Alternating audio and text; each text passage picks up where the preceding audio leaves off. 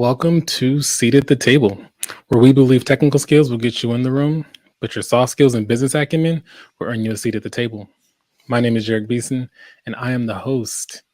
Each episode, we're trying to have candid conversations with leaders across all types of verticals and industries. And we really want to just dive into topics that prepare and equip cybersecurity leaders by pulling out those hard-earned lessons from the years of experience each of our guests bring to the show.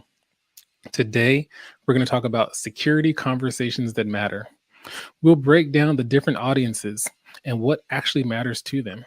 Nothing is worse than losing the room when you're trying to deliver a message about a cyber risk or if you're just trying to get a decision made.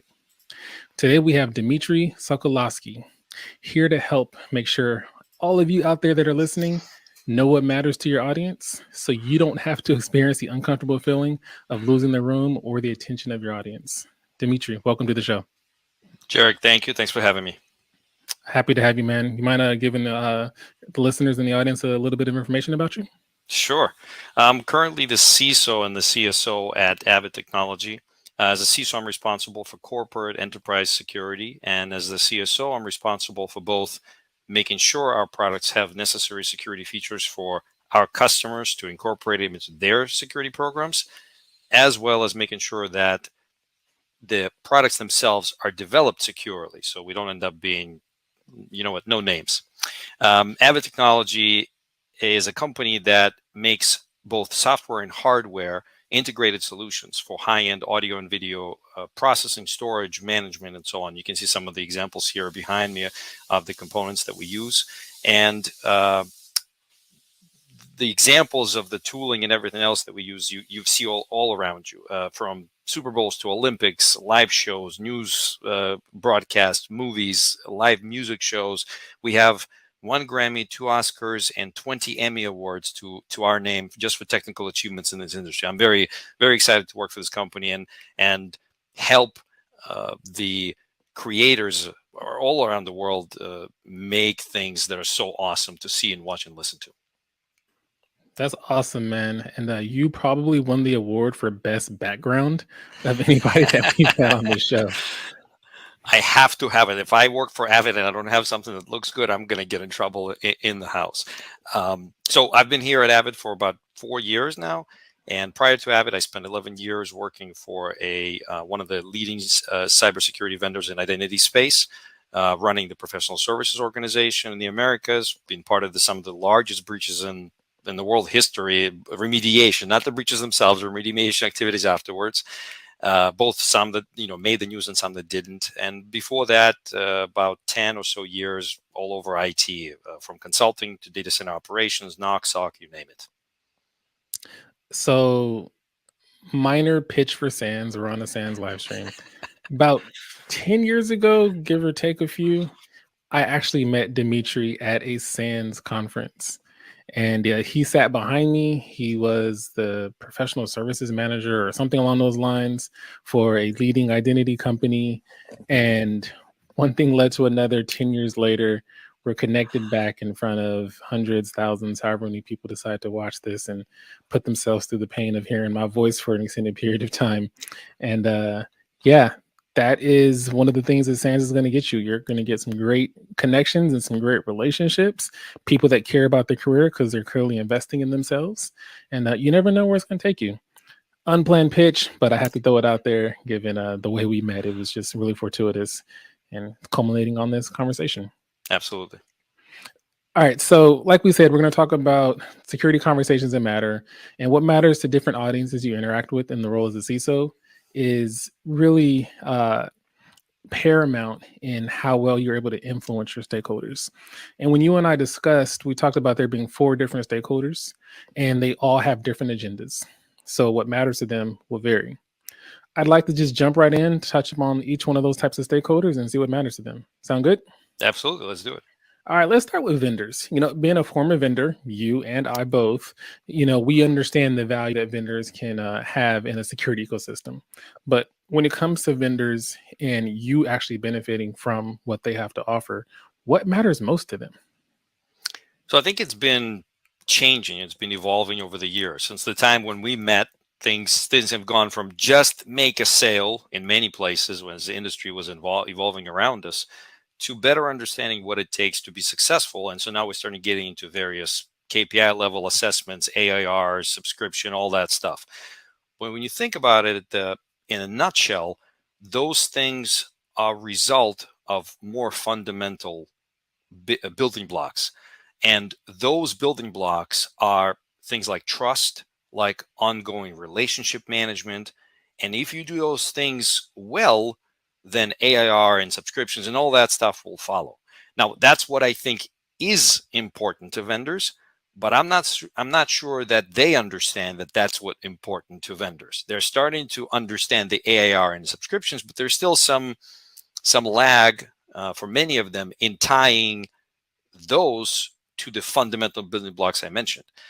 And I think that it's on us, on the CISOs, the people that they deal with, the storytellers of the world of cybersecurity, to educate them. And so in these conversations with the vendors, I think that's the important part. If they are bringing that to the table, great. Just got off of a sales call with someone, and I actually praised them at the end. I loved that call. It was a great sales call where they care. They asked me most of the questions, told me almost nothing about their tool. And that was important. They listened to me. They wanted to understand. They are building trust, that's how you build trust. You have to have empathy, and you have to have curiosity, to borrow some terms from some of the really smart people I'm working with these days. If you have that as part of your conversation, the AIR, the sales, the pipeline, all that will follow.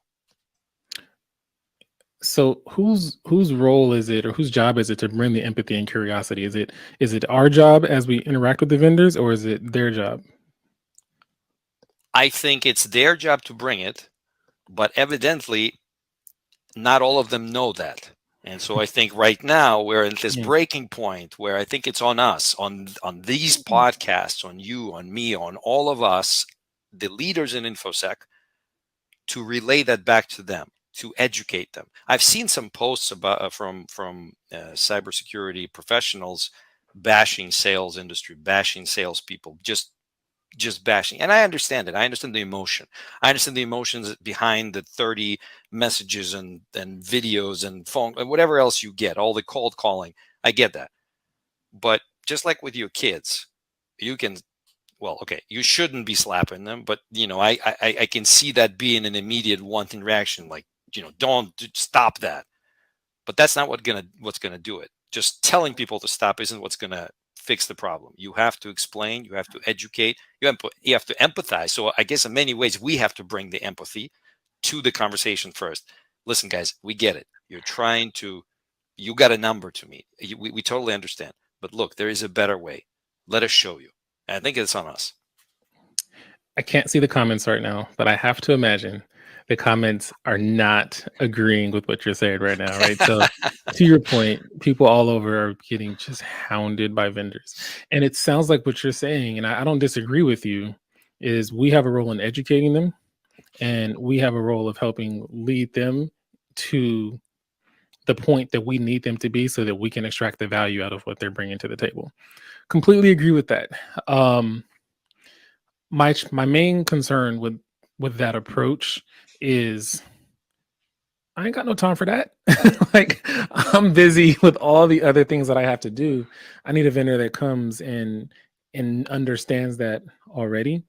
And it's interesting because I didn't think that's where this conversation was going to go.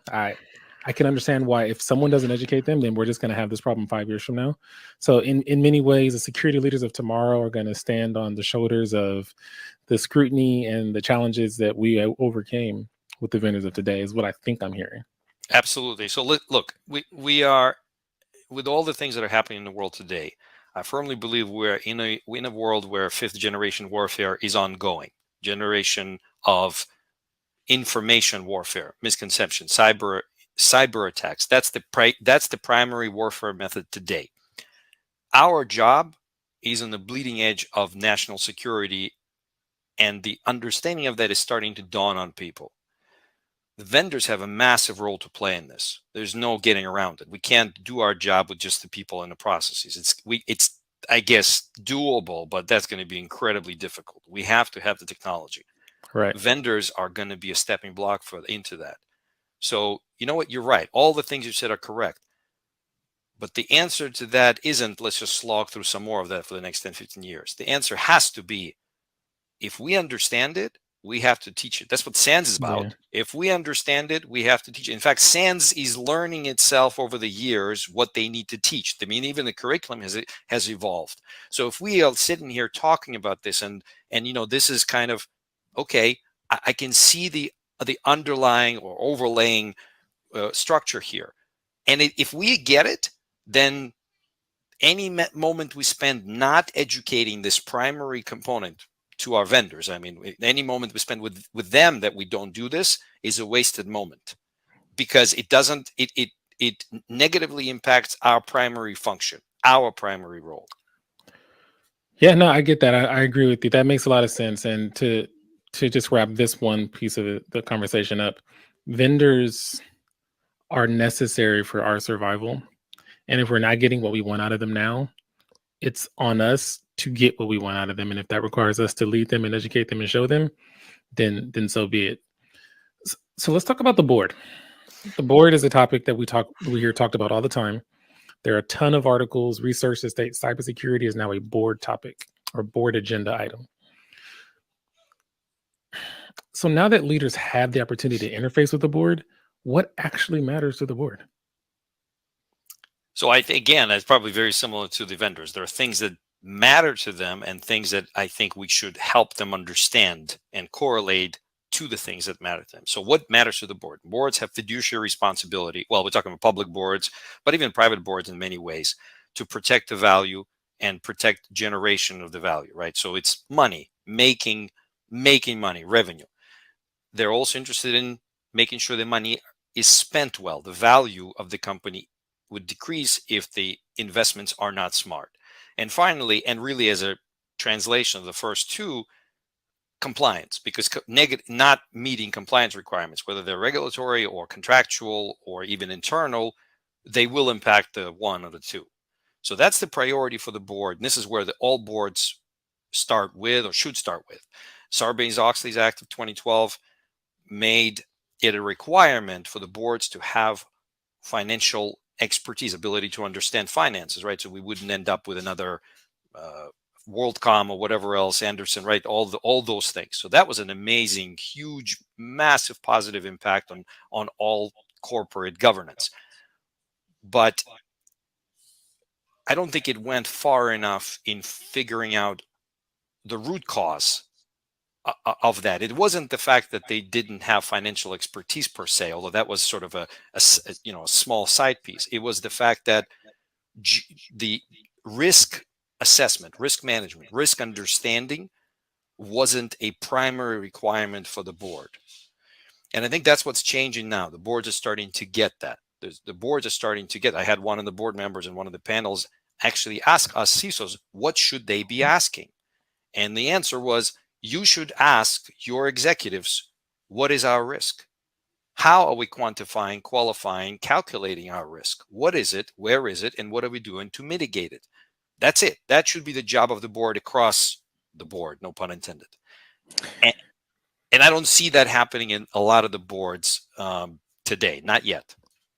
Yeah, there's a lot to unpack there. So first, for the person that asked, what should we be asking? I don't know if you're familiar with the NACD. I think I got that acronym right. National Association of Corporate. You did. They have a pretty lengthy document and guidance on what boards should be looking at from cyber. I love the WorldCom, Sarbanes-Oxley example as well. I mean, when I found out that there was no requirement for there to be any financial expertise, what did the board exist for back then? I don't know. Maybe that's my ignorance. But I do believe 25 years from now, we're going to say the same thing about cyber. What do you mean there was no requirement for there to be some level of cyber expertise? Because financial risk and cyber risk are both existential risks if they are realized in the worst possible ways. So I do agree we're going to see more of that. And I also agree with your point about education. But I think it's more of an evolution. In the beginning, you educate. Once you educate and there's no more education necessary, they don't have to learn what to ask. They don't have to learn what the terms mean. They don't have to learn what the types of risks are, what the types of solutions are. Now, after that, it's about execution, just like any other portion within the organization when they're reporting to the board. This is what we said we would do, and here's how we executed against it. But you have to start with them understanding what that is at the beginning. So, no, I'm with you on that. That makes a lot of sense. Okay, let's jump to the next one. So, we talked about the board.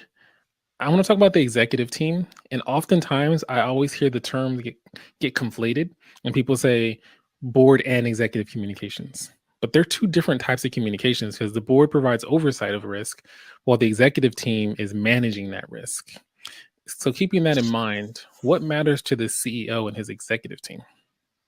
That's a great question, and a very important distinction between the two. You're right. And maybe tying to the previous question, the board, what the job of the board was before the, well, rather what it is and was to deal with conflicts between the owners and the management. The management is the executive team and down from them, right? That's the actual organization that's running the company. The board isn't running the company. The board makes sure there is someone competent running the company, and that's a very important distinction. And a lot of people don't understand it, and because of that, those of us that are lucky enough to be able to report to the board misunderstand what is it that they're interested in, and because of that also misunderstand what needs to be presented. So the executive team, you're right, they are running the company. They are the ones that actually set the strategy, and then they present it to the board for approval. The board is there to assess and give the feedback based on the overall strategy oriented around value generation, protection, smart investment, and so on. Then down to the executive team that is actually executing on the strategy that also the executive team put together. So all that ties. And so what's important to the executive team is that what they're working on happens. They have deliverables, they have goals, they have business objectives.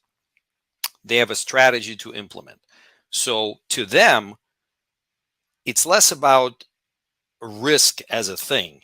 It's more about specific risk to the thing that they're doing, whatever is the function of a particular executive member, whether it's CRO for revenue generation, CMO for marketing, and on and on. We can go on.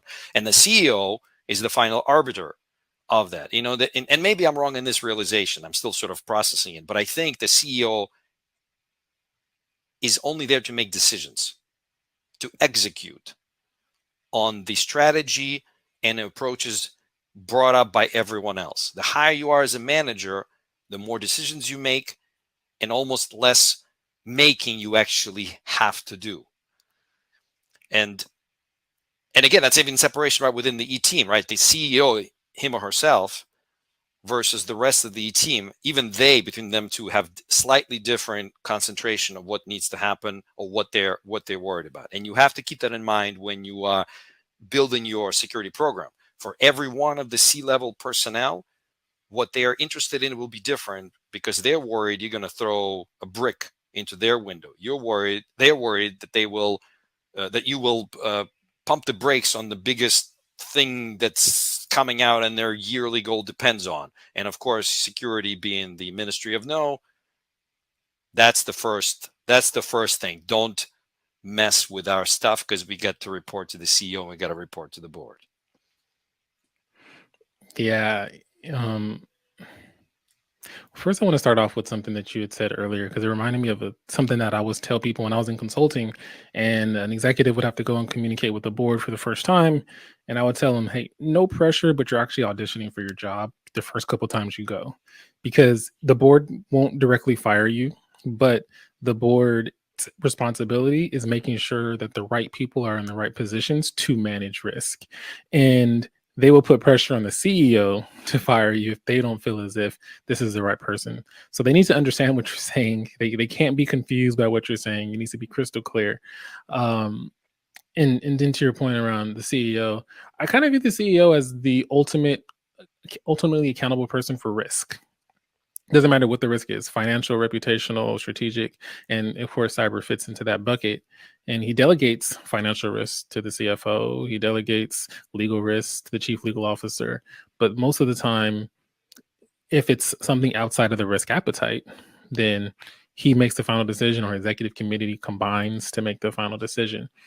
And to your point around, being the office of no, yeah, I think that's the ultimate thing is how do we help you say yes securely to all the things you want to do? So It's not about stopping business from doing insecure things. It's about letting business do those things securely. That absolutely. that's for us to understand. But maybe even more so, it is for the E team to understand. Because if they understand that you are there to help them do things securely, if they understand that you are there to help them achieve their goals with lower risk, therefore lower cost and lower impact to the values and everything else that they're dealing with, now you're an advisor. Now you're a trusted member of the tribe. Now they come to you for guidance, which is exactly what I'm going to say cybersecurity, but what I really mean is risk professionals, Yep. risk team. This is what we really are. That's Yep. what our job is. And one more thing about the CEO, I'm not going to, Avid, you see the name of the company, but I'm incredibly lucky to have the E team that I have above me, specifically the CEO. The support that I have is incredible, even though at a technical level, I know they don't know everything that I know. Maybe most things they don't know, but they trust me because we've built that relationship. But even then, they're actively engaged and actively supporting me in my efforts within their teams, within the environment. And if you are a cybersecurity professional and you do not have that, that's the number one thing you have to work on above all else. And I'm not saying you have to leave. That's the ultimate way out when you realize that your input isn't valued. But I think before that happens, there is a lot of work to do for you to understand what is important to them. Translate what you do or can do into those definitions. And only when you've done that a couple of times and you weren't able to deliver or weren't able to agree and get that support is when you can say, all right, this isn't the place for me. I don't have the support. I hear this a lot. My E team isn't supporting me. Maybe that is true sometimes. And in teams that are 5, 6, 10 people, that's going to be pretty difficult to get 10 people that all of them don't support you. That's not Right. the problem. I think the problem is that the translation isn't happening. CISOs are translators. They're translators of business speak down to tech and tech speak up into business. And if they don't understand half of this language, i.e. the business objectives, the business goals, the strategy of the company, and they don't understand where their underlying and technology efforts fit into those objectives, then of course you're not going to get support. These things are related. You can't help a patient if you don't understand what is important and what makes them feel good or bad. No, I completely agree with you, man. And to that point, I usually like to help executive teams. The level of detail they get is here is your strategy, not my strategy. Here is your strategy. Here are your goals. Here are the security implications of your goals. Here's how we're going to mitigate those security implications. You want to grow into another region or you want to move into another country. Here are the regulations we need to be aware of. Here are the new types of threats we need to be aware of. And here's what we plan on doing about it. You want to work from home now instead of going to an office? Here are the cyber implications of that. Here's what we can do. Oh, and by the way, here's the money that it's going to cost to get it done. And here's how long it's going to take. And when you put up a mirror and you say, this is what you want to do, here is the risk of doing so, but we have a plan, usually you don't get a lot of pushback. When you get the pushback, it's for the day-to-day operational stuff. SOC team size or deploying new technology and so forth. And really, the CEO typically doesn't need to know the CASB that you're going to be using. They don't need to know any of that. They just need to know that we're going to be able to access this a little bit faster, a little bit easier, and I'll detect attacks on this at a more efficient rate, right? And other than that, they don't need to know all those details. But that requires trust. That requires over time them understanding and realizing you're here to help the business win, not help security win. And when the business wins, that means the business is more secure at the same time. Absolutely. at a macro level, what I think you just said effectively, but I wanted to put some practical examples because I have a feeling someone's listening and saying, "Hey, this sounds good, but how do I apply this?" Right? And that's what it is. So this it's interesting because my understanding of this has been evolving over the past, let's say, year and a half or so. And I am now, literally right now, in the process of doing this, interviewing my executives, really understanding what the goals are. I mean, again, I think I know, I can see it. I've been here for a while. I understand what the business is doing, but really, do I? So I meet with my executives, and it's just like I want my vendors to do. I ask a bunch of questions, collect a bunch of input, then I leave, and then I come back. These are the things you said were important to you. These are the things you said were pain points for you. These are the things you're trying to achieve. These are the following potential risks here, here, and here. These are the things we can be doing to mitigate risks here, here, and here. This is how we can help you speed this up, create value, and so on. Then they want to meet with you. They want to make sure you're aware of what they're doing because they can see the value. You're not there to stop them or slow them down. You're there to speed them up and make it faster, cheaper. Completely agree. And one more pro tip I'll just throw out there. I've done this every place I've been, so I guess I have a blueprint or a playbook. I try to quickly identify when I'm trying to develop that relationship where I can have those conversations that matter. I try to quickly identify areas of friction that security is causing to once again hammer home, hey, I'm here for you, not for me. Right? Oh, look, there's friction over here. Let me address that. That builds trust and that psychologically tells them this is a different paradigm. Security isn't just the protector. They're also realizing that there are other ways they can protect and they care about the business first. Absolutely. So, all right, so let's move to the last stakeholder, which is arguably the most important if you actually want to get something done, and that's your peers, right? So, what about your peers and other leaders in the organization? Maybe not executives, but people that you have to work with day in and day out. What matters to them? Trust above all else. And I have to say that trust doesn't necessarily mean that you will do everything that they want. If you are consistently late somewhere, then people can trust you to be late. It's a trust factor too, right? The expectation of a recurring thing. You know that this is what's going to happen. Now, obviously, we want the positive things. It's not that we also always want to be late, but if we're dealing with each other, I need them to know, and they need to know that what I say is what is going to happen. It doesn't always mean it's going to be a yes, we'll do it.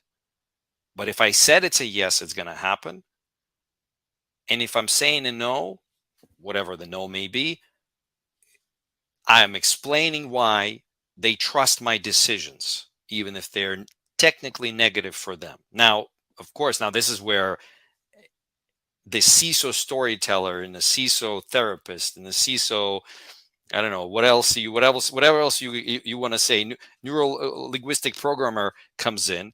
You want to understand what their pain points are. You want to understand what's important to them. They are in many ways representatives of their E-team and C-level people. Same thing. They're doing the same thing, just maybe a smaller subset of those same business objectives. In fact, if you've started with the E-team, with the C-level people, and you understand what their unit is trying to deliver or perform or do, the people lower are just subsets of those. So first of all, they know that you understand the overall objective for the whole organization. Second of all, you are interested, empathy, curiosity. You're interested in what their role in this is. And in the very same fashion, what are the risks? These are the ways we can help you mitigate them. And we will help you address the risks that we can't fix. We're not going to leave you alone with them. If we can fix something, at least we now are all aware. The worst thing that you can have as a business executive or a leader or a manager is knowing you have a risk and being afraid to talk about it or look at it, right? It's and it eats at you. It eats at you every freaking day. It doesn't stop eating at you. Now here I come and I say, listen, I know you're hurting. I know this sucks. This thing over here, it sucks. And you know what? I don't think we can fix it right away. But let's make this a business decision that we can back up with real data, meaning we don't have enough money or people or whatever to fix it because the business is doing too well this quarter. You know what? That's a business decision that is defensible. It's a defensible business decision. And you know what? Even at the end of the day, it might be a wrong decision. Maybe we miscounted something and we actually had the money or had the people or whatever. But if the worst happens, the business executive / manager's leader isn't alone. That person knows that you came, you both assessed it, you both agreed, and in most ways, hopefully documented that agreement in some risk acceptance mechanism, and they're not under the gun. You are helping them. And there is a time when you, the CISO, will come back and say, listen, we talked about this 3 months, 6 months, whatever it is ago. It's time to review it. Has the situation changed? And by the way, maybe even discuss that with a C-level person next time you talk. Listen, I was talking to some people in your organization. I see some additional risks here, and this one is pretty big. We can't deal with it right away, but we really need to start planning for it. As soon as that conversation occurs and any form of documentation, formalization of that occurs, you are on a hook a little bit from negligence perspective, right, moving forward, but you're off the hook, off that emotional hook that you're hanging yourself on, or that feeling that, oh my God, this thing is over there, this is going to blow up, and I'm afraid I'm going to lose my job. No, we're all on the same team. Yes, that is a risk. No, we can't deal with it right away, or at least not wholly, but we can mitigate it just a little bit. We can slow it down just enough. We can maybe adjust a couple of other things on the periphery you didn't even know about we could do. How about that? And look, now you're not worried. Now you're part of my team. Now you trust me, I trust you. And next time when I come to you and say, hey, we got to roll out a thing because A, B, and C actually helping this other leader over there with their problem, I'm going to get, how can I help you, as opposed to what the heck are you doing? Man, that was a masterclass in describing how trust plays out once you have it. And we did an episode, shout out to Naomi Buckwalter, called Trust and Emotional Intelligence for anyone that wants a deeper dive on trust. Emotional intelligence is a big part of it. But one of the things that you pointed out is once you have trust, they're going to hear you a little bit differently. But not only are they going to hear you differently, your other peers that you weren't even interacting with are going to observe and see what you're doing, how you're doing. And it's once again going to hammer home that point that you are trustworthy, you are reliable. I usually view trust as a combination of competence and character with a dash of reliability. And you just demonstrated in spades how you can demonstrate that. I would say that there's probably no better currency that you can have when it comes to your peers than trust. Once you have it, what's the phrase that you say? Trust is gained in drops, lost in buckets, right? So it's going to take you some time to get there, but once you do, it's the fuel that's going to drive everything you do, not just day-to-day decisions, but strategic decisions. Trust will get you brought into rooms that you weren't going to be brought into before, and it's going to earn you a level of influence, which is ultimately leadership, with people that don't report to you and that don't have to do what you necessarily want them to do or think they should do. So yeah, that was a really good example. Earlier, he called CISO storytellers, and one of my favorite parts of the show is the part where we talk about analogies or metaphors or stories that we use to tell the stories of cybersecurity or IT to a non-technical audience. What's one that you like to use? When I talk about cybersecurity, most times, and it's usually something I actually repeat, sometimes to the same people, but I cover a slightly different portion of it, is dental hygiene. It's a new one. All right, lay it on me. So we talk about basic hygiene of an information security program, pass MFA, and all those basic things. And you always talk about layered protection, multiple controls, overlapping controls. Why should we have more than one thing? Why should we do this even this one thing? Why should we do this continuously, consistently? What's the point? We have an incident response plan and we have an IR retainer. Why do we need MFA? Or name your favorite product.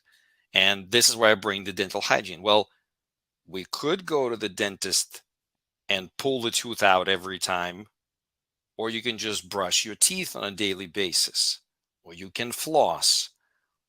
Any additional level of input, small input on a daily basis that you can do, repeat it, maybe not even perfect every time. In fact, most likely not perfect every time, but in such quantity, consistency, that your visits to your IR team / your dentist would only need to be on a by 6 months basis to get your cleaning, which is your assessment. Yeah, you're still doing okay. Oh, no, you got a little cavity over there. Let me clean it up really quickly. Okay, you're good. Now, that's a much better place to be than having 4 implants and in 7 crowns and continuous gum disease, and on and on, right? These are the things we deal with all the time. Now you even translate it further, your kids and dental hygiene.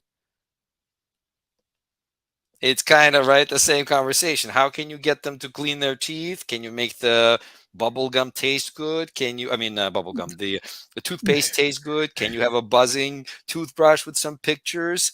Can you give them something they want and give them something they need at the same time? Think about what worries them. Oh, it's just too long. It's upsetting. I don't want to. Make it fun, right? Can you do that? Can you engage with them that way? It's all back to dental hygiene for me. It sounds like you're calling executives kids because executives like pretty charts and colors and shapes and all the things that kids would use in I'll attracting. challenge you on this, by the way. I don't think executives like those. I think that's what we give them. And maybe that I haven't seen anything else. Have we tried a live role play presentation? Have we tried a improv class around cybersecurity? Have we tried bringing into their personal lives? So, are there other ways that we can engage them? Absolutely. But one of the best ways I have found to communicate with executives is the way they communicate with the other executives. So if the CFO and the head of HR is giving them pretty charts and graphs, I'm gonna give them pretty charts and graphs, right? But if they're going out of the way and using some digital means to communicate, well, I'm gonna step my game up and get an animator and walk through an attack or something like that, right? So, but your point is well taken. They can only take what we give them, and maybe we could be a little bit more creative, depending on what the message is that we're trying to deliver. Actually, I know a CISO that I use Animator because I didn't come up with that idea. He used a whole animator to tell the cyber strategy in a 2 to 3 minute video, and they were at least engaged and captivated by it versus slides that they may be checking their phones while you're presenting. First of all, I'm stealing that idea. Second of all, I just wanted to give a quick shout out to another SANS correlated. It was actually a YouTube video presentation by James Taralla, I think, about presenting to senior leadership on cybersecurity risk. It's a recent presentation, maybe a year old. In fact, in it, there is a whole reassessment of how SANS was talking about risk in general. And I like the fact that this was evolution. But many of the points, many of the things that I use on a daily basis now, and we talked about today, are very well described in that presentation, his presentation, generally just well depicted with some really good examples. So I wanted to give him a shout out for that. I think that's the perfect close. We talked about SANS in the beginning and how that's how we even met. And now we're closing with you stole all your information from a SANS. No, I'm saying you got a lot of information from a SANS presentation. Thank you, Dmitry, for joining the show. I know everyone that's listening is going to benefit from your insights, and appreciate it, man. Thanks, Derek. It's been a pleasure. Thanks. Likewise.